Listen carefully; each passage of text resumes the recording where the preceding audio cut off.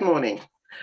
I'd like to welcome today Sarah Jenkins to this AQR Hub webinar.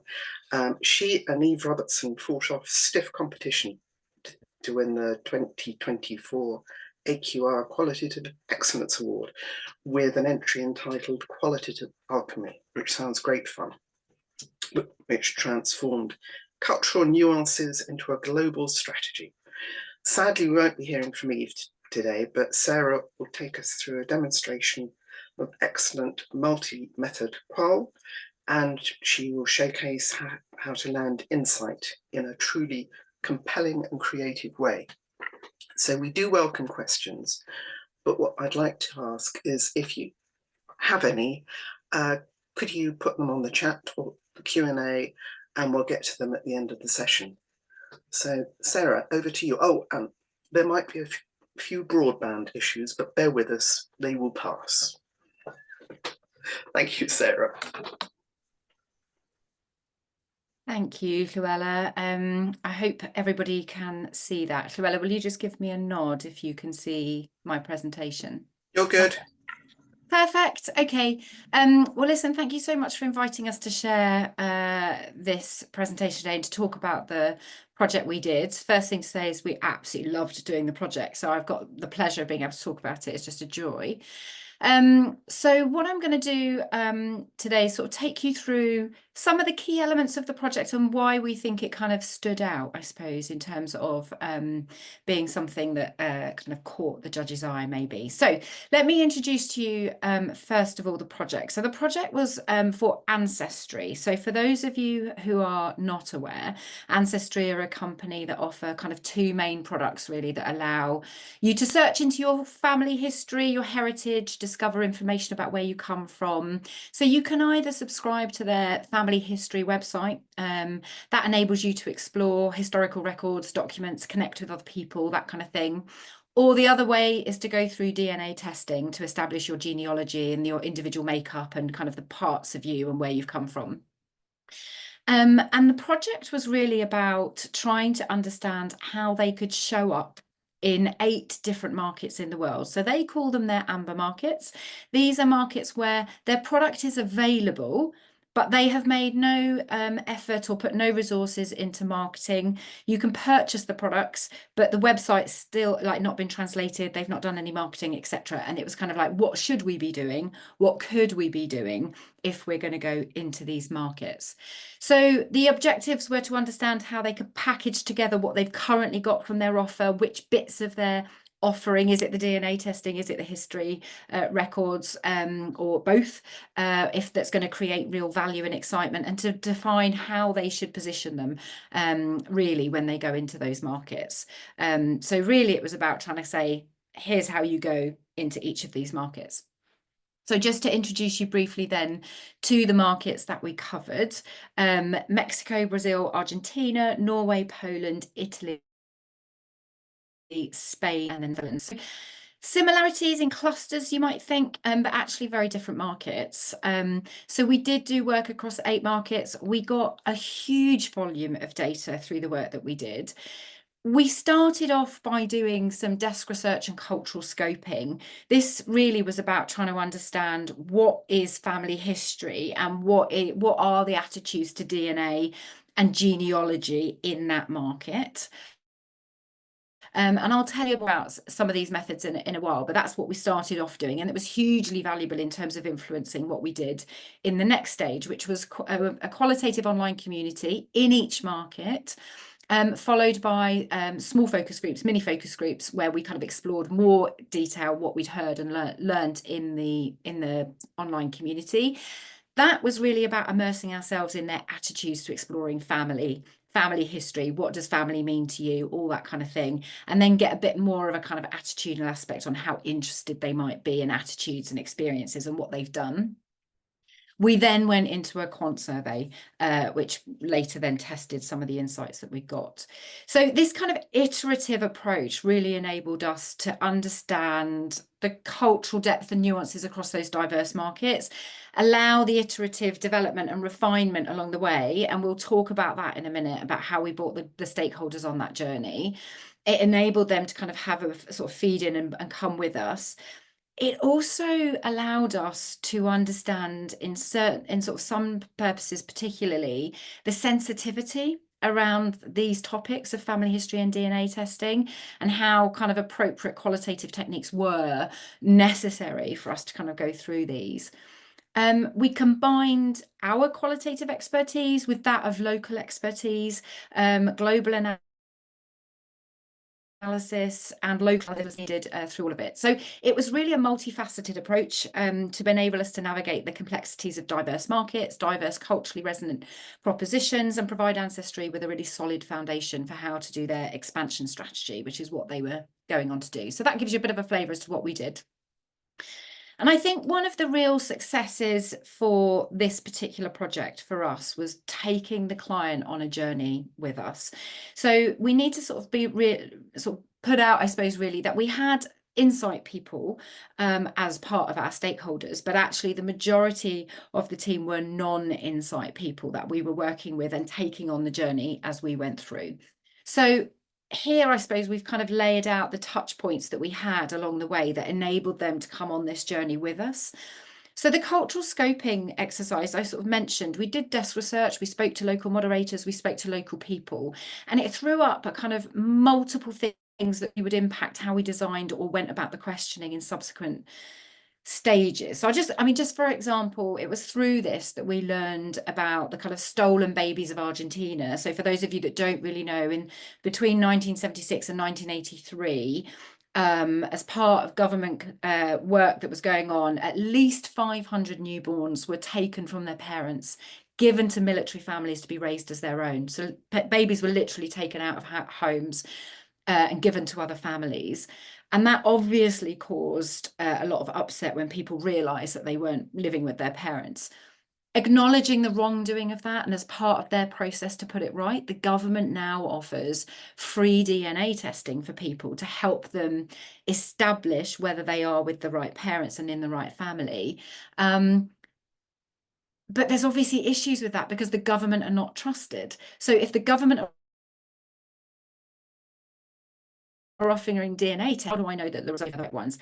Simply knowing that and discovering that that is in recent history, we're talking, only it's still in raw memory for the people that we're talking to. It's something that's often not spoken about until you pull it up, and then when you pull it up, it's really sensitive.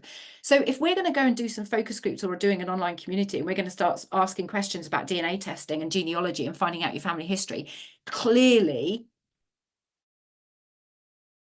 it's going to be a diverse. We need to design our discussion guides appropriately. Similarly, when we look at places like Brazil, there's a lot of adultery that goes on in Brazil. It's kind of openly talked about. So discovering that your father is not your father is something that kind of could happen. So these things are very important for us, sort of that sensitivity. So that cultural scope, those cultural scoping notes were pulled together. They're separate deliverables that were given to the client, and they're used now as part of their planning for going into the marketing that they're doing. We also did local moderated debrief. So whilst Magenta is blessed with multiple skills, we don't speak 8 foreign languages. So we worked with locally based moderators as much as possible. And it wasn't just about conducting the research. It was then about having a debrief with them where we said, well, this is what we heard. And they would say, well, this is what you're right in what you heard, but this is why they would be saying that. And this is what's going on in our culture or society that might have influenced it. And those debriefs were so valuable that our client joined us for every single one, all 8 hours of debriefing, because she just found the fascination of understanding that cultural insight. So again, those moderated debriefs, the client sort of joined in and kind of came on this journey with us. Then we'd kind of done this interim workbook, interim workshop. We kind of done a lot of qual, we've done like online community, we've done some focus groups, we've done the cultural scoping, and then we had a huge amount of data that we needed to take our clients on, and I will tell you a bit more about that interim workshop in a minute.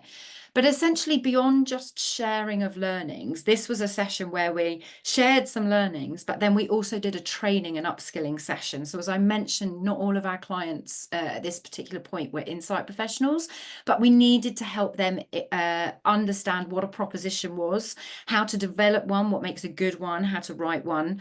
And so we did a training session with them so that in the afternoon we could then collaboratively write some propositions for testing in the quant. So by the end of that session, we've kind of crafted all of these concepts for testing, which was super helpful.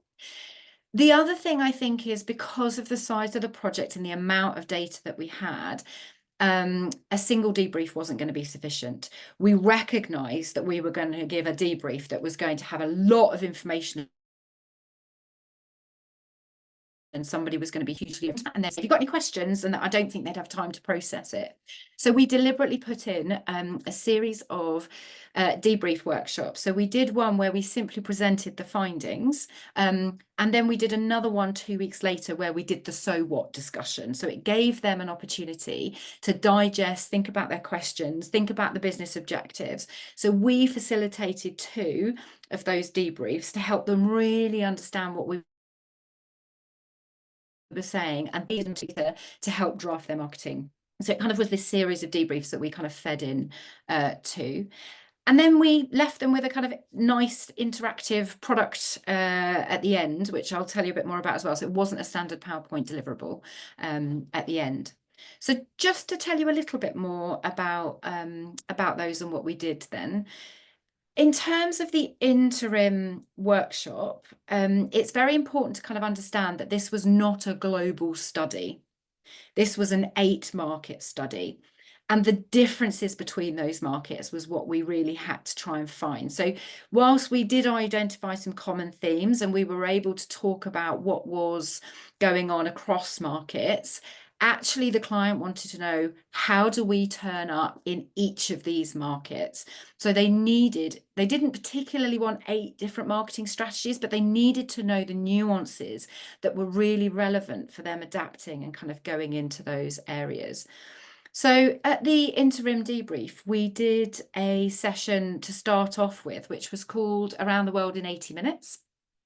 We had 8 markets, 10 minutes per market. Now, if you think about the amount of insight that you've got from an online community, cultural scoping, and focus groups in each market, and you've got to get that across in 10 minutes, and you've got to repeat that 8 times.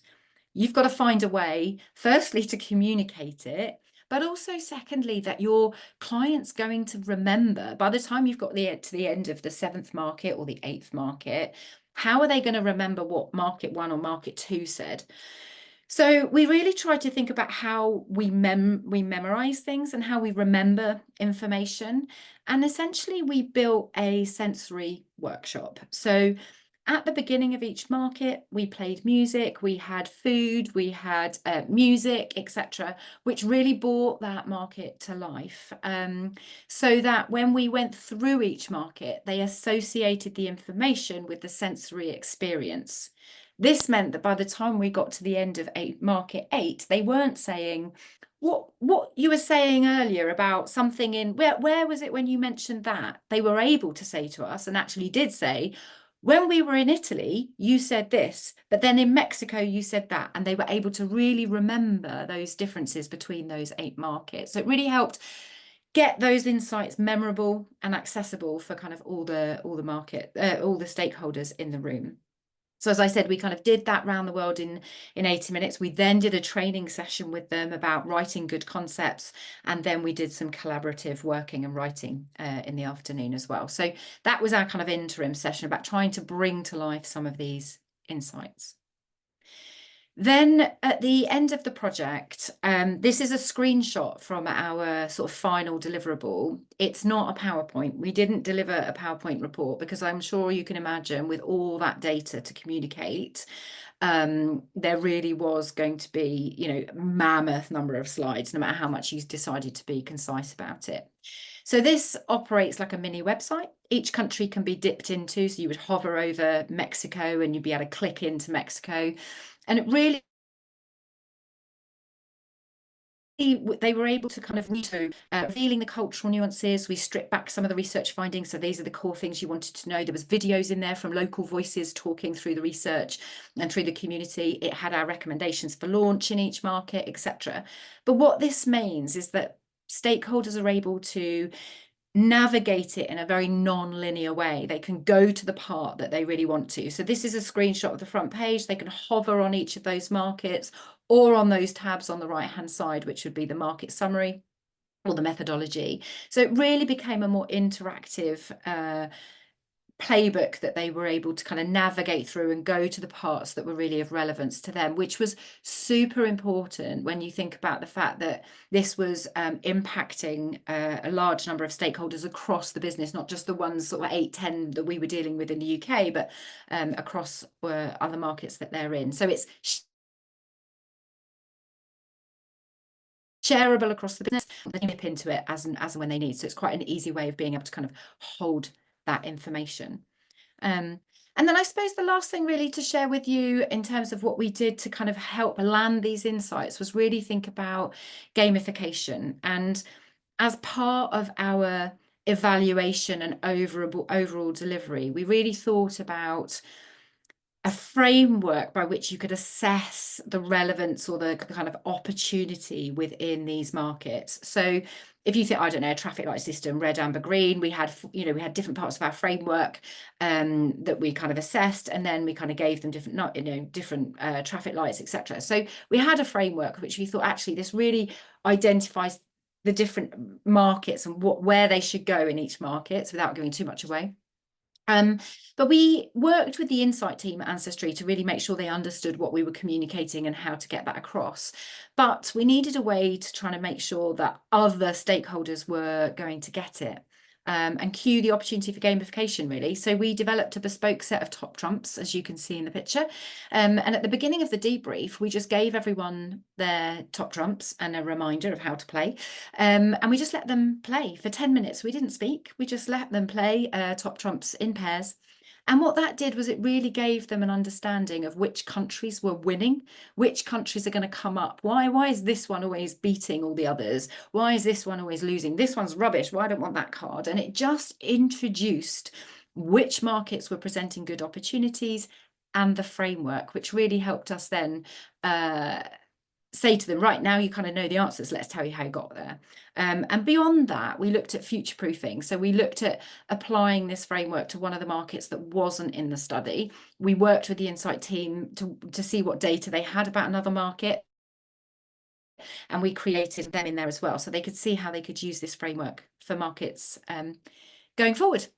So just to share, I suppose, what was the impact then on the client. So the VP for International Marketing was very complimentary, displayed an impressive ability to distill vast amounts of market, cultural and brand insights into an easy to understand and apply output. We achieved this through hard work at understanding our brand and business and through incredible creativity in the workshops. They've mixed traditional and unexpected creative methods to ensure we as a team immerse ourselves in the data, but always had the key takeouts in an easy, digestible format. So it was really how we shared the data, I think, that really resonated with them, and the kind of creativity in those workshops. And then it's the art of storytelling. So when you're bringing those stories to life and you're talking about these markets, it's really bringing the people to life. So the senior manager, Magenta, has been experts at telling the story for the research from start to finish, successfully inspiring our stakeholders through their innovative ways of presenting the results. By using sights, sounds, and even smells, they brought different countries to life, surprising us with their originality and initiative. So I think that's really kind of what really landed this project for us. And that's really as far as I was going to share. And then we can take some questions, maybe, Luella, if you want to let me know what's been going on. I think a lot from what I could see down the bottom. So if we go from the top, there was a question from Rachel who says, love the interactive playbook. What website did you use to create this? It's not a website, actually. It's an interactive PDF. So it is a PDF document that can then be distributed and emailed around or held on their intranet as a document. So it is a document still, but you could easily do it as a website. But that one was actually an interactive PDF. Amy Sweeting has said, how long did it take to create? So it's not a website, so the PDF, presumably. Or are you talking, Amy, about the project? So I'm assuming that's the playbook. Yeah. Yeah. It's very difficult to put time on it because we were distilling the information as we went through. So we knew, you know, we knew that they were going to need some highlights, and we created materials as we went through the interim workshop and as we went through, you know, so we kind of were pulling it together, I suppose, as we went through the project, and then worked with our designer in order to create it. And they spent a few days doing it. Well, it takes a lot longer than you ever planned for, but it is just creative work and design work that you just have to plan for. Luckily, our client was willing to wait for the final deliverable because we'd already given them the workshops and they knew the insight and they'd been on that journey with us. So we had a bit of time at the end to get it right. Now, I'm aware that there's a limit to the amount of information you can give out, but here's a question for you. From Linda, who says, I'm curious how you pitch and charge for a project like this, given that it was so iterative. And I assume you wouldn't have known the exact methods and approach that would work at the outset. E.g., I don't imagine you knew that you'd have a client playing top trumps at the end, but a brill idea. Thank you. I mean, it's like any project that you plan and cost. You kind of build your parameters and you kind of guess how much of your time it's going to take. That's what we do on a daily basis, isn't it? We kind of say, I think this is going to take so long. I think this is going to take so long. I think there's also a degree of which this was a larger project. We were very lucky that, you know, there was a kind of budget that supported 8 markets. There's also we have a very good relationship with this client, so there was frequently just calls and ideas, and we wanted to do a good job. So, I mean, in terms of how do you cost and charge for it, I guess it's, you know, it's the same as you do for any of those jobs. But in terms of top trump, I mean, the top trumps and the creative ideas, and you know, the booklets we created. So we created these kind of booklets for people as we were in the workshops, and this is just printing that you know, you don't really, you just have to decide how much you're willing to spend, don't you? It's kind of You cut your cloth. I have a question which is related to Max's one, and he's asking, can you tell us a bit more about the sensory workshop element and how that worked? And I'm curious as to which of the senses proved the most powerful in that respect. probably smell and taste. You know, the background, we put images under music, which sets the scene. But what they got excited about was, you know, opening their box and seeing what was inside from this particular market. And that's where they kind of got the sights and the smells and the tastes that probably got them the most excited, which therefore makes it the more memorable, I suppose. And I think that's answered Corinne's question as well. Beck is asking, was this all in person? Were there any online elements? Was there anything you did to help make this experience a digital one for stakeholders who couldn't be there in person? Yeah, so it was online. So it was online, like the research was online community and online focus groups. So the research itself was online. The stakeholder workshops were all face-to-face in their London office, but held at a time when their international partners could dial in, and sensory boxes were sent in advance so that they could be opened as and when instructed. So it had to be a fully hybrid experience. It's not ideal, it's not as fun when you're online, but at least they could participate and have the same a similar experience to those. So it was a mix, really. So did they all stick it out for 80 minutes? Because that's a long Of course time. they did, because we made it engaging and it was fun. They didn't want it to end, Luella. They loved it. What was the total timeline, says Andrea? This was a 3 to 4 month project. And Carol wants to know, did the client accept or adopt your recommendations? Absolutely. Yeah, they're in the process of writing their global marketing, and we are continuing to work with them as they develop I mean, that. So yeah, what fascinated me was the fact that you sort of future-proofed it as you went on. And I thought that was, really interesting. Okay, Kate Skivington. I've worked on a few similar projects like this, and they'd be my favourite and most memorable in my quick career. No questions, but just want to say what a fascinating project, and really enjoyed hearing about it. Oh, thanks, Kate. Right, hang on a minute. Susan says, could you give any examples of a cultural nuance that was incorporated into the global strategy? I think so. I think the example that I gave in Argentina is one where they have had to really do some work on how they're going to show up in that market, because if they're going to go in and start saying we're a DNA testing for genealogy, they're going to immediately be challenged by what's going on in the market. It's such a sensitive issue that they are trying to, for example, one of our recommendations was to establish how they differentiate themselves and stand up as a brand. So the fact that they are a global independent brand will go in their favor so they can differentiate themselves from the government. So pushing their messaging about us being a big, a global brand that's based in the US or headquarters in the US, we've been running for so many years, that heritage really will land well with them. You go into another market. So we went, if you go into, say, Norway, the first question they've said is, well, you're not a Norwegian company, so what do you know about us, kind of thing. So it's those kinds of learnings that really it is helping them with their marketing and their messaging for how they go into those markets. So it's really just trying to kind of how they position themselves once they go into market. Megan has asked, can you explain the alchemy part of it more, please, in terms of how you transform the individual market insights into a global strategy? I am going beyond a common denominator approach. So we had, like, the brief at the beginning was very much, they wanted a global strategy, but with local market nuance. So we went in thinking we were doing a global project.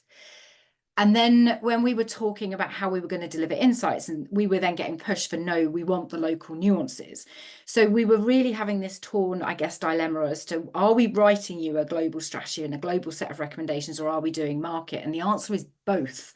So it was really about trying to understand how we could give them a kind of way to show up, but recognizing the local nuances in each market. So they weren't writing 8 separate marketing strategies. They're trying, because one of the obvious things was for us to say, well, let's take all the South America countries, let's take all the European countries, we could kind of immediately cluster. But we realized that wasn't going to work either, because of the history and the way that people see themselves in those markets. So for example, Argentinians see themselves as Spanish and Italian. That's their heritage. That's where they've come from. They see themselves as European. Mexicans view themselves as global citizens. The way that they see their heritage. I've come from a global immigration and set of people. So just clumping those people together wasn't going to work in terms of how the messaging was and how the marketing is sold up. I'm not really sure if that's answered the question, but it's kind of giving some of the nuances that showed up across markets that we had to kind of deal with. So has this made you rethink how you tackle global strategy projects in future? I mean, I think what's come out for us is that it's without question that cultural insight. But in all honesty, that cultural insight bit was kind of added on as do you think we should do some desk research before we start? And it proved to be probably the foundation for the success of the project. So I think it's something that I would do moving forward. How the hell you answer this one? Corinne says, what do you think are the main reasons the client chose you for this project? Effervescent personality. Like, okay, so we have a very good relationship with the client anyway. We were very fortunate. I mean, we do work with them quite regularly, but they made us work for it. We had to pitch against other agencies. Other than saying I don't know. We clearly won them over, gave them the confidence.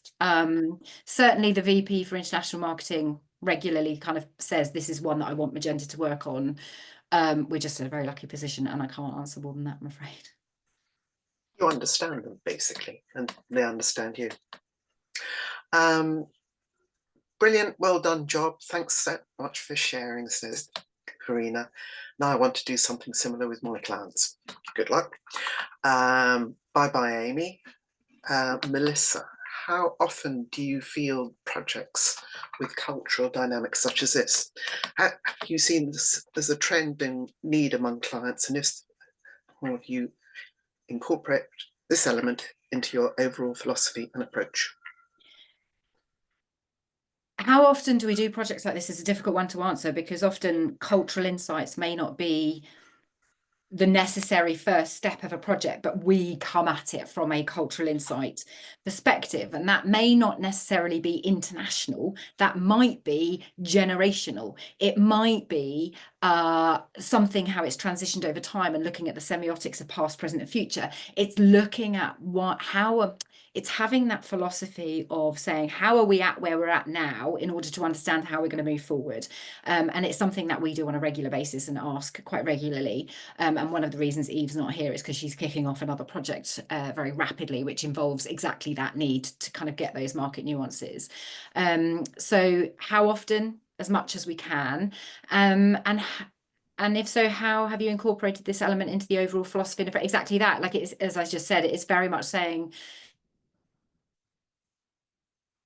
from where we are now, if you've understood how and why we've got to where we are, then you can look forward. And I think it helps us with our understanding and strength of recommendations, and kind of giving those cultural nuances and the sensitivity around subjects before you go blare. It would be very easy to kind of go into a focus group and just start asking a load of questions about something, and actually family history and DNA testing could throw up a lot of very sensitive information. So you have to be very careful.